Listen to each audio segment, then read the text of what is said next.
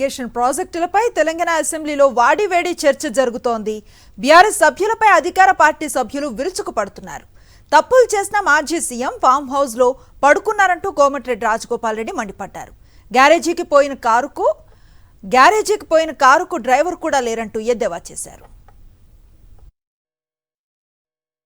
తప్పులు చేసిన ముఖ్యమంత్రి ఏమో ఫామ్ హౌస్ లో పడుకుండు, వీళ్ళేమో ఇక్కడికి వచ్చిండ్రు, ఆయననేమో సమాధానం చెప్పడు. ఒక నిమిషం వినండి. ఆయన పార్టీ మీటింగ్లకు పార్టీ ఆఫీస్కు పోరుబాటు చేసేందుకు పోతే కాలు నొప్పి లేదు, కానీ ప్రజా సమస్యల మీద మాట్లాడుతందుకు అసెంబ్లీలో ఇంత ఇంపార్టెంట్ చర్చ ఉన్నప్పుడు మాత్రం మీ ముఖ్యమంత్రి గారు రారు సభకు.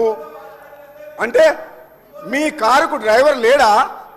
డ్రైవర్ లేని కారా ఇది?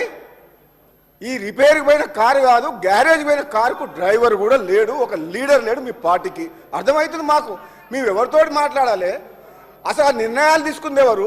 ఆనాడు అఖిలపక్షం కానీ ప్రతిపక్షాలు కానీ ఎటువంటి సలహాలు సూచనలు తీసుకున్న 10 ఏళ్ల పాటు ఎవరైనా మాట విన్నారా అధ్యక్ష? ఒక్కరిని మాట్లాడనీయకుండా మాకే తెలివి ఉంది, ప్రాజెక్టుల విషయంలో కానీ ఇంకో విషయంలో కానీ అన్నీ మేమే చేస్తాం, మీకు అసలు తెలివే లేదన్నారు కదా. ఎందుకు కాళేశ్వరం కూలిపోయింది? ఎందుకు ఈ కృష్ణా వాటర్ దోపిడీ వాటర్ అవుతుంది? ఈ ప్రాజెక్టులు ఎందుకు ఆగిపోయినాయి? మీరు అక్కడికి ఎందుకు కూర్చున్నారు? అటుపక్కకి ఎందుకు పోయినరు? ఇక్కడ ఉన్నోళ్ళు ఇంకా మీకు అర్థం కాలేదా?